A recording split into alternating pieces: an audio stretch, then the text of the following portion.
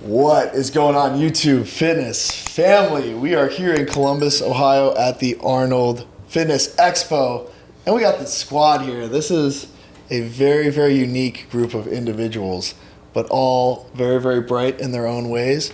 We've got Evan, we got Joel, TNF, we've got Greg, Doucette, and we got me. I don't know how I ended up here, but it's probably because I just have a lot of muscle, even though I don't really know very much. But anyway, we're doing a fun segment today of overrated versus underrated. So we are going to go through a list of statements, and we are going to decide if that thing is overrated or underrated in our opinion. This is going to be a freaking blast. I think we're going to have some very differing opinions on some of these topics. We got some workout training ones, we got some fun ones, some lifestyle ones. So without further ado, let's get into it. And it's Jubilee Part 2. We got the natties versus the enhanced, or better put, the pales versus the tans. Yeah. This is what it is.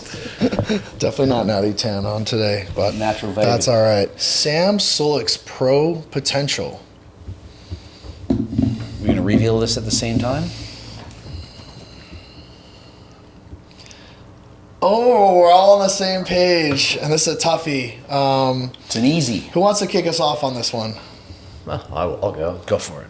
Okay, so the thing is, obviously, Sam has a great physique to the general populace, but he's already at his weight cap as an amateur and not something mind-blowing out of this world in classic physique. He's got 10 pounds now, though. He's got 10 pounds, but he would need a lot more than that to develop the overall look that the other classic physique guys have, so he has to go open.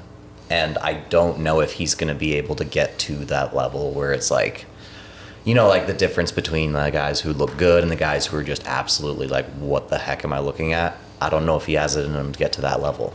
Yeah, and so unfortunately, he doesn't have the pounds to work with. When I competed against Urs, he was 20 pounds under the weight limit and demolished me. I'm like, you're 20 pounds under limit, so with 20 more pounds, look how good he is. Sam only has 10. He needs 20. And so unless he goes to open, he's not going to be able to win the Olympia, but I think it's great for the sport. I think he should stay in classic, be healthy about it. I don't want him to go into open. Just do the best you can, go for some top 10s, and that's good enough.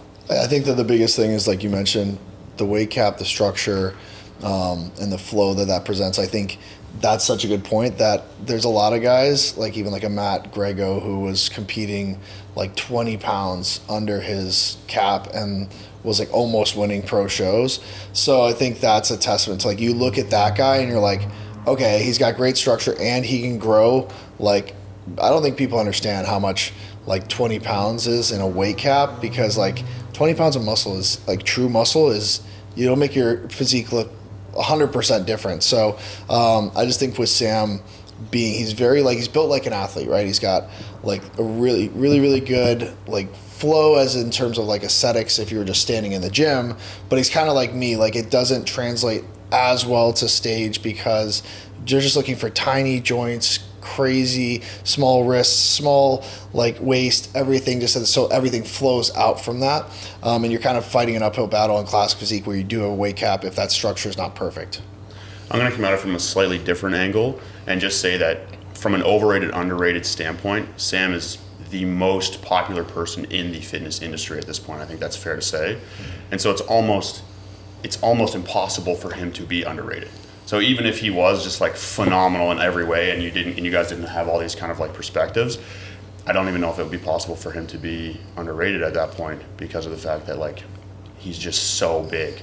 So he's so rated, so popular. But when you argue that like now that he actually is getting big, like you get more people that are almost like rooting against him and critical. Yeah. So like I've seen now it's happening much more where it's like half the comment section is like, oh, he looked great. Half the comment section is like, oh, this isn't classic. So I think that actually as he gets more popular and then he's opened himself to scrutiny, but like, dude, Sam, the balls to go and actually compete knowing that you didn't have to, and it was like a huge risk for you to do so, because if you didn't come out and like win and then win again, like you are now like opening yourself up to criticism, to people being like, look, Sam's like, you know, training style doesn't work, you know, he's boxy, whatever it is, he didn't come in condition, he didn't try hard, and I think that was very courageous of you to do something you had you had no reason to do from like, let's say, a views perspective or a monetary perspective. It'd probably be only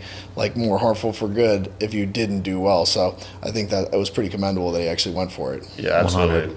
A ton of respect, no question. I think he just did it for the love of bodybuilding, which clearly he loves bodybuilding.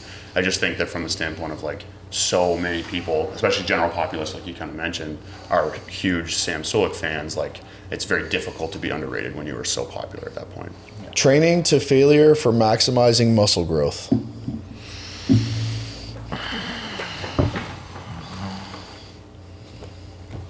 So I got over.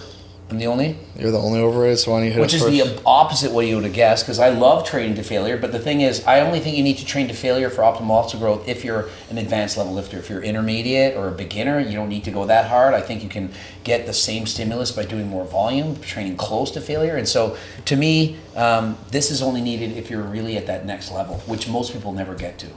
Okay, so the reason this is underrated for me, and this drives me absolutely just nutso, is like there's this whole situation now that like you can train 8 reps to failure, 5 reps to failure, 3 reps to failure, and like you're gonna get the same gains. Like we know from a scientific standpoint, when we are maximizing mechanical tension, we were getting closest proximity to failure, we were getting that most type 2 fiber activation. That's where you're going to grow, and that's why so few sets can be really effective, because you actually push those sets with good form to failure, you are going to induce the highest levels of growth. And I think there's been this whole like now like, oh, you can train 8 reps to failure and get the same, like that's, I can't see that being a thing. And also I think when you go to the gym, you see so many people like on their phones, like it's just almost like just going through the motions. Like to actually lock in with good form and get proximity to failure in the target muscle group is very, very hard thing to do.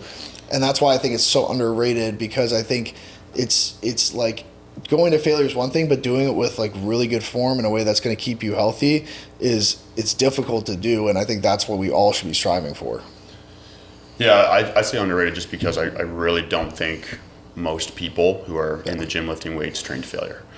So it depends kind of what perspective you come at it, because I think from the science-based perspective, it's a lot of people who are somewhat embedded in that niche understand how important training to failure is, or at least close to it, because we understand, like you said, the proximity to failure is kind of where that like highest recruitment of motor units comes from, and is also where you're going to create that the most amount of mechanical tension.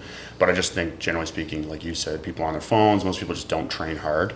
Obviously, there's some other nuance there, and in the context, we do have some studies that show like if you train all the way to failure, you actually see a little bit of a drop off in activation or recruitment on that last rep. So if you wanted to be like super optimal, you would say 1 rep in reserve, but that's assuming you actually know what failure is, right?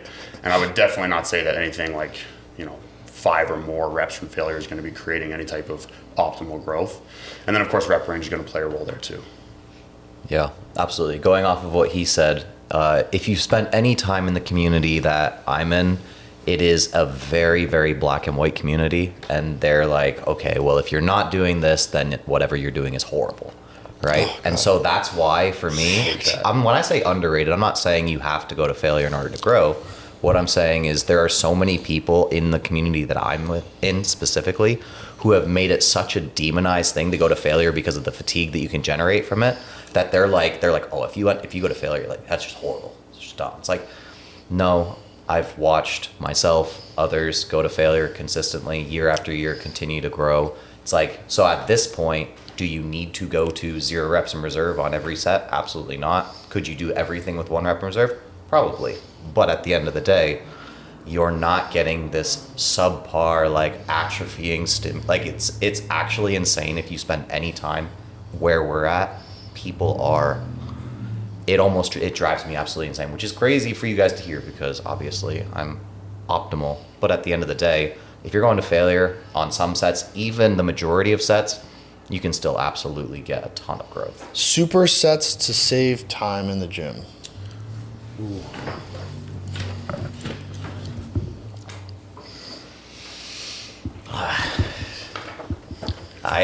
I'm gonna go with Greg. Oh, I'm the only overrated. All right. I can start this. Gang up on me. This is how I do it. I usually superset everything. I'm going from one set to the next. I use agonist, antagonist training. I'll do like biceps, then a tricep. I'll do squat. I'll go to shoulders. I'm always doing one set to the next to save a whole lot of time. I do a full body workout. I only train my full body every 3 days. And by saving time, I can go on the bike, do my cardio.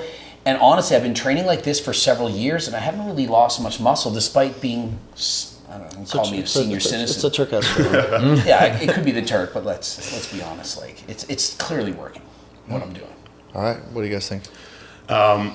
So it's funny you say that because when we trained together, you were like, yeah, I do one warm-up set and then go to my top set and that's it. And I'm like, I take a lot more time than that. So I don't actually prefer to utilize supersets with my own training because I do think from a central nervous system fatigue standpoint, if you train really hard on an antagonist muscle group and then go to, let's say, like you said, biceps and the triceps, like there's still going to be some central fatigue that is going to overlap. So if you want to be like super optimal, I wouldn't suggest that. I know we do have studies that show like antagonist supersets are a viable approach. And that's why I say underrated, because I do think if you do it properly, for the vast majority of people, it's not going to make a difference. It's going to be a great time saver. If you care for that, extra 5%, I don't want to quantify it, but let's just arbitrarily say, then I would suggest if you're going to do them, at least making sure you're resting adequately between and not kind of like doing the traditional superset style where you go from one to the next and then back and forth without much rest in between. But I do think antagonist supersets are an efficient way to save time. If you're like me and you want to be as optimal, I don't like to use that word. I know.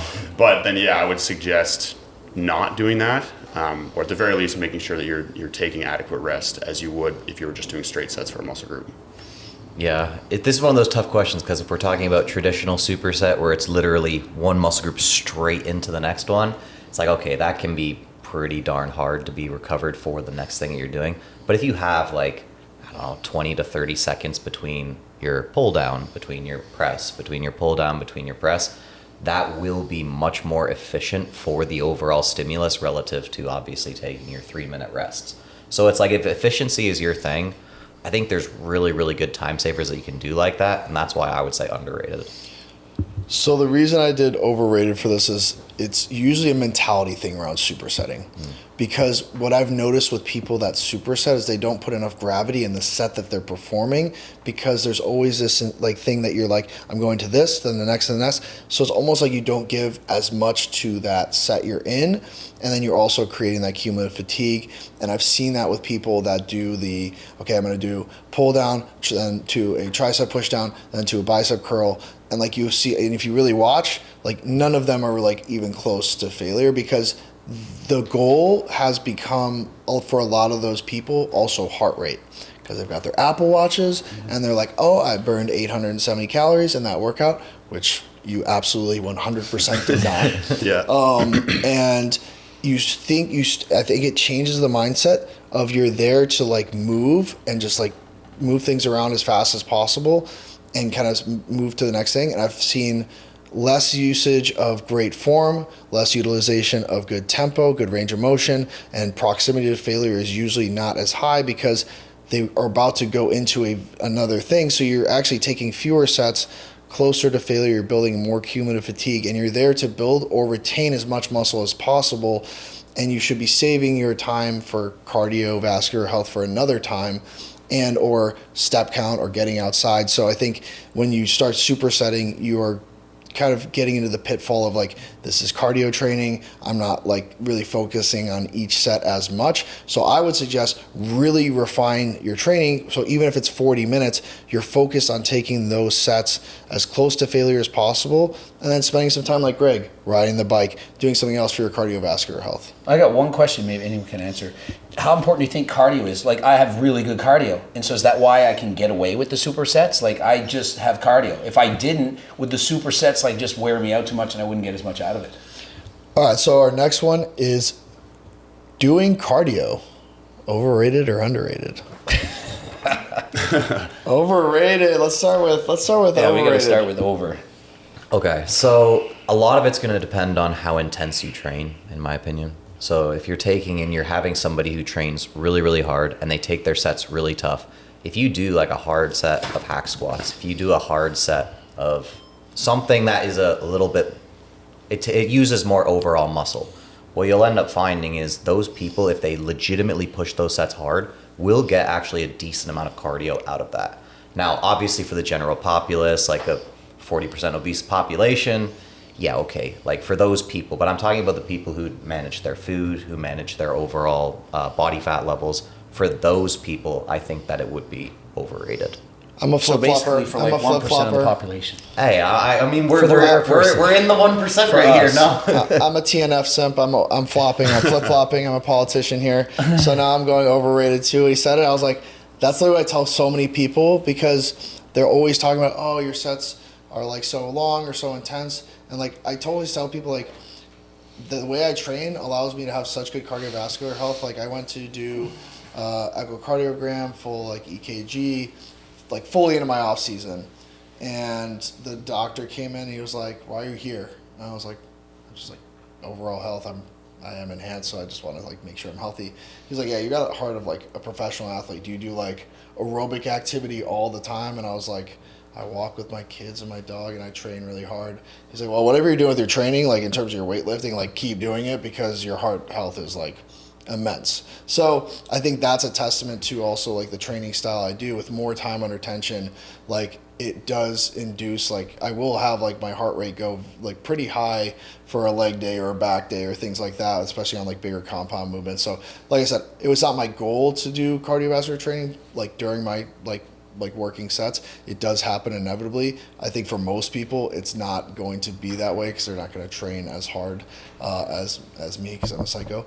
But I think that for that reason, like you can get away with it. And I would say like getting outside, getting steps, and I would say cardio is always associated with hopping on a machine and like feeling miserable. So like ever since I went to like just like doing like kind of like good paced steps, I feel like I've just been having like so much higher levels of like enjoyment and utility from that specific activity. Now, I've seen you train, some of these sets are 3 minutes, so you are training some cardio in that sense, but most people are not getting their cardio from lifting weights. We need zone 2. This is what we need. And so when you're doing lifting weights, you're doing essentially HIIT cardio. So you're going really hard and you're slacking really hard, resting. And so my theory is not enough people do enough zone 2 cardio. It's so underrated. It helps you burn calories, burn fat. But then you get tons of EPOC. EPOC is higher during steady state endurance long cardio than through HIIT. That's mess with you. Okay. Yeah, so I'm going to say underrated because I think it's extremely valuable from a health and longevity standpoint. And most people, at least from my perspective on social media and stuff like that, most people only care about how they look. And so I just think it's underrated from the standpoint that like not a lot of people are prioritizing their health. They're just prioritizing how they look. And you can definitely accomplish, depending on how extreme your goals are, the look you're trying to achieve through just calorie modification and resistance training. Like I'm actually of the kind of standpoint that like you should do cardio for health and longevity, and it's just going to be a small portion from the standpoint of changing how your body composition, and then the training and the calories are going to be the main driver there. But just because, like I said, so many people are kind of focused on the aesthetics over the health, I think that like kind of Greg alluded to, it's underrated just from a health standpoint.